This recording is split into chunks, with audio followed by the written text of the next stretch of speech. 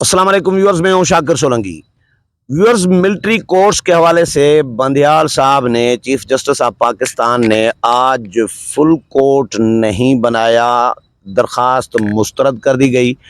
इस मामले पर तैयब के साथ बात करेंगे। तैयब क्योंकि सुप्रीम कोर्ट कवर करते हैं और सुप्रीम कोर्ट प्रेस एसोसिएशन के सदर भी हैं, दूसरी दफ़ा मुंतखब हुए हैं और अपना यूट्यूब चैनल भी चलाते हैं तैयब बलोच के नाम से।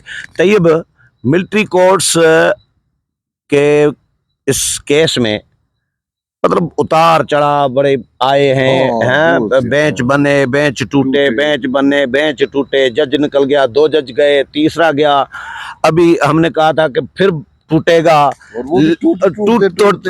टूटते टूटते बच गया है। तो आज ये हमने पहले व्यूअर्स कहा था कि ये बेंच फिर टूटेगा, कि इम्कान था, लेकिन बेंच टूटा तो नहीं, लेकिन जो कोशिशें भी हुई, लेकिन टूटते टूटते बच गया बहरहाल।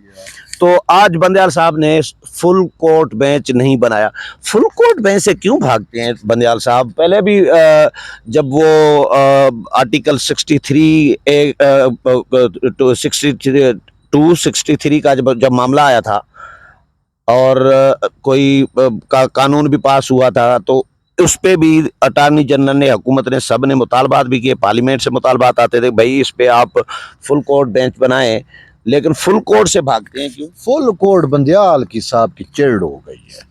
जैसे हर किसी की कोई ना कोई चिड़ होती है ना, तो इसको कहो ना फुल कोर्ट बेंच बनाए तो ये चिढ़ जाता है। क्यों? पीडीएम कहती रही मुतअद्दिद केसेस में, हुकूमत कहती रही, एजी कहते रहे, लोग कहते रहे, ये चिढ़ता रहा। अब वजह क्या है? आपका सवाल बड़ा वैलिड है कि वजह क्या, ये भागता क्यों है? ये इस वजह से भागता है, ये कहते हैं जो हेजमोनी है ना, जो मेरी इजारादारी है, वो चैलेंज हो जाएगी ना, उसमें और जज आ जाएंगे। बिल्कुल। अच्छा, फिर एक और भी रीजन दे रहा हूं, बढ़ जाएंगे, रीजन दे रहा हूँ ना। फुल कोर्ट एक बना था हाल में, थोड़ा जस्टिस उस टाइम पीटीआई रजीम हुकूमत में थी। जस्टिस काजी फैज ईसा का रेफरेंस के खिलाफ जो एप्लीकेशनें आई थी नजरसानी वाले मामले में, फुल कोर्ट बना था। बिल्कुल याद है। फुल कोर्ट में जो बंदियाल फैसला करके बैठा हुआ था ना, जो केस मरकजी केस का नजरसानी के पे जो फुल कोर्ट था, तो बंदियाल हार गया था। ओके, बंदियाल हार गया था। तब ये खौफ है कि मेरे फैसले जो मैं कर बैठता हूं ना, फुल कोर्ट बना तो वो उठा के फुल कोर्ट बार बार फेंक देगा। इस वजह से इसको फुल कोर्ट से खौफ है, क्योंकि काजी फैज ईसा जो नामजद चीफ जस्टिस अब बन चुके हैं, इनका जो मामला था उसमें बंदियाल ने जो प्रेयर्स ही नहीं थी, जो पीटीआई भी नहीं चाहती थी, जो शहजाद अकबर वो जो एक एहतसाब बनाया हुआ था, वो सेल व पता नहीं क्या कुछ था, ठीक है, अकाउंटेबिलिटी यूनिट कुछ, अच्छा, वो जो कुछ बनाया हुआ था, उन्होंने प्ली भी नहीं की थी। इसने रिकवरी यूनिट वो इन्होंने वो मामला उठा के एफबीआर को भेज दिया था। काजी फैज ईसा की जो अहलिया है सरीना ईसा, वो बेचारी आपके सामने जिस तरीके से एफबीआर में इनको पीटीआई वाले उनको जलील करते रहे, रजीम जो जिस तरीके से खार करती रही, तो वो उस पे फिर जब बड़ा बेंच बना फुल कोर्ट, तो बंदियाल हार गया, अकलियत में चला गया, और बाकी फैसला जिसमें काजी के हक में फैसला है वो अक्सरियत ही हो गया। तो उस दिन से लेकर आज दिन तक बंदियाल फुल कोर्ट से भागता ही रहा है। और अभी भी भाग रहा है, आज भी भाग गया। तो फुल कोर्ट इस पे, मिलिट्री कोर्ट्स के मामले पे अगर फुल कोर्ट बनाते तो क्या होता? तो फैसला जो आता ना, वो शायद आइन और कानून के मुताबिक आता, सबका राय होता, जमहूरी फैसला होता है ना। सही है। और तो मामला फौजी कोर्ट्स मुतल्लिक, अब जो फैसला आएगा तो वो तो मां सिवा या फरीदी के बाकी तो सारे इमरानदार हैं। तो इमरानदार जजेस का ईमानदारी फैसला होगा। इमरान के जैसे पहले फैसले दिए हैं और जैसे पहले इनके फैसलों का हशर नशर हुआ है, उसी तरह का ही होता फिर होगा। अभी भी ये फैसला देने की बजाय सालसी पे ज्यादा पड़े हुए हैं। یہ جو جیسے ہوتا ہے نا پنچایت والا معاملہ کہ یہ کر لیں ہم آپ کو ٹائم دیتے ہیں یہ کر لیں چلو یہ بھی ہو جائے کوئی پارٹی آتی ہے بھی اس نے قصور کیا چلو جی آپ اس کا توان دے دو یا بونگا دے دو حکومت یہ کر دے تو ہم یہ کر دے تو یہ کر دے تو یہ اس کہانی میں بالکل یہ پلی بارگین والا نہیں یہ پلی بارگین والا سسٹم چلا رہے ہیں. اب مسئلہ کیا پلی بارگین کیوں کرا رہے ہیں اس وجہ ایسا نہیں لگ رہا پلی بارگین والا. بات سنیں یہ جو ملٹری کورٹ والا معاملہ ہے نا اس میں کوئی سندھ کے لوگ ملوث نہیں ہے. ثانیہ 9 مئی جو ہوا اس میں سندھی اگرچہ سب سے زیادہ لاپتہ ہوتے ہیں بلوچ لاپتہ ہوتے ہیں وہ تو انوالو نہیں ہے. یہ پنجاب کے لوگ یہ سارے پنجاب کے اور پنجاب کے بھی وہ ایک جو ایلیٹ ہے نا وہی مخصوص ایلیٹ فوجی گھرانوں کے فیملیز ہیں. اچھا فوجی گھرانوں سے ہٹ کے وہ ایک باقاعدہ اچھا خیر وہ میرے ذہن میں نہیں آ رہا یہ لاہوری ایلیٹ ہے اور برگر کلاس برگر کلاس کے لوگ ہیں. تو یہ سارے وہی ہیں مطلب ہے یہ اعتزاز احسن ہو گیا عمران خان ہو گیا بندیال یہ سب یہ منیب اختر ہو گیا یہ سارے ایک سکول سے پڑھے ہوئے ہیں. سکول بھی ایک ہے وہ مجھے اب اس کا نام بھولا ہوا ہے یہ سارے اسی وہ کہانیاں سکول فیلو ہیں. ہاں وہ ایک ان کے فیملی تعلقات ہیں آپس میں ساروں کے تقریباً. ہاں اور پھر جب ثانیہ 9 مئی ہو رہا ہے نا یہ لاہور کے اندر جب جناح ہاؤس پہ ایک جج کی تو گاڑی وہاں پہ ریسکیو کرتی رہی تھی یوتھیوں کو یہ وہ اس بینچ کا حصہ ہے. اچھا ہاں بڑی باتیں ہیں تو یہ کیسے نہیں ان کی تو یہی خواہش ہے یہی کوشش ہے کہ ثانیہ 9 مئی کی جو شر پسند ہے نا ان کا ملٹری میں پہلے تو ٹرائل نہ ہو سکے. ایسا ہی ہے. اگر ٹرائل ہو بھی تو ان کو بنیادی انسانی حقوق ملے ان کو اپنا وکیل کرنے کا حق ملے اچھا ان کو اپیل کا حق ہو.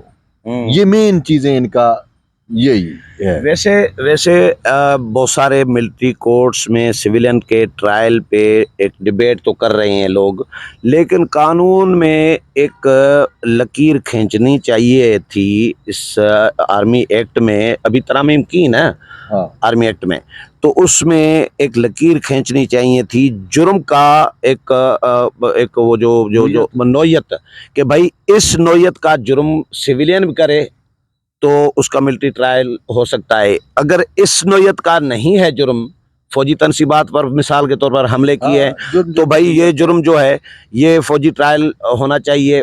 فوج اور فوجی تنصیبات پر حملے نہیں ہیں کوئی اور سویلین کھاتا ہے سویلین معاملات ہیں تو پھر سویلین میں ہونا چاہیے. یہ اس طرح کی کوئی لکیر کھینچنی چاہیے میرا خیال ہے. یہ لکیریں کھینچیں یا نہ کھینچیں آپ کی بات ٹھیک ہے کھینچنی چاہیے لیکن یہاں پہ بھی شاید فوج دیکھیں میں آپ کو ایک بات بتاتا ہوں جو ایکٹ ہوا نا ثانیہ 9 مئی وہ اسی لیے میں کہہ رہا ہوں کہ پھر ان کو ججز کو عمران دار ججز کو پھر موقع نہ ملتا ان کو فیس سیونگ کے لیے یا کوئی اس پہ مزید کوئی ڈیبیٹ کرنے سر یہ فیس سیونگ ان کا فیس ہوگا تو اس کے بعد سیونگ ہوگی نا. فیس تو وہ ہو گئے نا سب عیا ہو گیا نا ایکسپوز ہو گئے نا تو فیس تو عزت والوں کے ہوتے ہیں جو کور کر کے رکھتے ہیں ٹھیک ہے. اچھا تو میں آپ کو جو بات کہنا چاہ رہا ہوں کہ اصل جو ایشو ہے نا کہ اگر ان کا سیولین کورٹس میں ٹرائل ہوتا ہے نا تو سزائیں ان کے لیے زیادہ ہیں. سزائیں موت بھی ہے 12 سال جو کچھ انہوں نے ایکٹس کیے ہیں سزائیں بڑی سٹرانگ ہیں. ملٹری کوڈ میں تو سزائیں 6 مہینے 2 سال 3 سال معمولی سزائیں ہیں لیکن ملٹری والے ان کا ٹرائل کیوں ادھر چلانا چاہ رہے ہیں. جرم کی نوعیت واضح ہے اور سیولین اس میں جرم انتہائی بڑے جرائم ہیں ناقابل معافی بڑی سزائیں. ملٹری میں ان کو ریلیکسیشن ہے لیکن وجہ کیا ہے شاید آرمی والے نہ چاہتے کہ ان کا ہم ٹرائل کریں وہ کہتے ٹھیک ہے سیولین کورٹس پہ ہمیں لیکن جب یہ انصاف کرتے صحیح تو پھر ان کے پاس بھیجتے نا جب فوج کو پتہ ہے کہ بھائی بندیال صاحب کے پاس کیس جائے گا اور ان کے عمران دار ججز کے پاس کیس اعجاز الحسن کے پاس جائے گا تو یہ تو ان کو ساروں کو ریلیف دے دیں گے چھوڑ دیں گے تو پھر وہ کیوں ان کے پاس بھیجیں گے انصاف. یہ اصل وجہ یہ آ کے بنی ہے ٹھیک ہے نا ورنہ چیزیں قانون سب کچھ طے ہوتا ہے ٹھیک ہے. وہ ہم نے بہت سارے کیسز دیکھے ہیں وہ یاسمین راشد کی ویڈیوز تھی، وہ کیسے اس کو عدلیہ مکھن سے بال کی طرح اٹھا کے باہر پھینکا ثبوتوں کے باوجود. اب میں جب کہہ رہا ہوں کہ ایک جج کی گاڑی وہاں پہ موجود تھی جناح ہاؤس والے معاملے پہ، اور وہ سارا کو سرکاری گاڑی جو آپ کے اور میرے ٹیکس کے پیسوں سے، جس کے تیل اور وہ جو ہے آپ اور میں جو ٹیکس دیتے ہیں اس سے بھرا ہوتا ہے. لیکن اب تو کلیئر ہو گیا نا کہ وزیر اعظم خود کہہ رہے ہیں کہ بھائی یہ فوج پر یعنی کو وہ کیا کرنا تھا کہ ایک بغاوت تھی فوج کے خلاف، یہ بہت بڑی بغاوت تھی جو کہ ناکام ہو گئی، جس میں حاضر سروس اور ریٹائرڈ دونوں فوجی شامل تھے. ادا دنیا کی ملٹری آپ چیزوں کو آپ دیکھیں نا، اسٹریٹجیز کو جب ہم دیکھتے ہیں اس میں یہ چیزیں ہمیشہ ہوا کرتی ہیں، بغاوتیں ہوتی ہیں، لیکن بغاوت کامیاب ہو گئی تو انقلاب ناکام ہوتی ہے تو بغاوت ہے. اور باغیوں کو جب تک کچلا نہیں جاتا تب تک وہ پھر دوبارہ وہ کھڑی ہو سکتی ہے. بالکل یہی انہوں نے بغاوتیں کی، اور اس بغاوت میں وہی مخصوص لوگ شامل تھے، مخصوص تھاٹس شامل تھی، اور آج وہ تھاٹس وہ لوگ جو ہے نا وہ عیاں ہو چکے ہیں ہم سب پہ. تو اسی وجہ سے اب بندیال صاحب اور یہ سارا دیکھیں، اس میں درخواست گزار سارے ادھر کے ہیں، جج بھی سارے ادھر کے ہیں، معاف یا فریدی کو رگڑا، اور ملزم بھی سارے ادھر کے ہیں، ملزم بھی سارے ادھر کے ہیں، وکیل بھی سارے ادھر کے ہیں، اعتزاز احسان یہ وہ لطیف کوسا یہ سب ایک ہی سکول آف تھاٹ کے ہیں. تو اس وجہ سے یہ سب کا گٹھ جوڑ بھی ہے. تو یہ ہر ممکن کوشش کر رہی ہیں کہ کیونکہ یہاں تک بھی انفارمیشن ہے، اللہ نوز بیٹر، لیکن انفارمیشن کی بات کر رہا ہوں کہ میں کوئی پکی خبر نہیں دے رہا، کہ بہت سارے ایسے بھی لوگ ہیں جو ججز کے قریبی عزیز و اقارب ہیں اس میٹر کے اندر، ہو سکتے ہیں، تو اس وجہ سے بھی وہ اس معاملے پہ ہیں. بھائی فوجی فیملیز کے بچے ہیں، یہ خدیجہ شاہ کون ہے مثال کے طور پر، تو یہ ججز کے بھی ہو سکتے ہیں. ٹھیک ہے، تو یہ وہ لوگ ہیں، تو اسی وجہ سے ان کی خواہش کوشش یہی ہے. اب اس میں مجھے تو افسوس ہو رہا ہے کہ بندیال صاحب نے اٹارنی جنرل کے کہنے پہ بھی فل کورٹ نہیں بنایا، فیصل صدیقی جو سول سوسائٹی کراچی کے وکیل ہیں اس کے بھی کہنے پہ نہیں بنایا.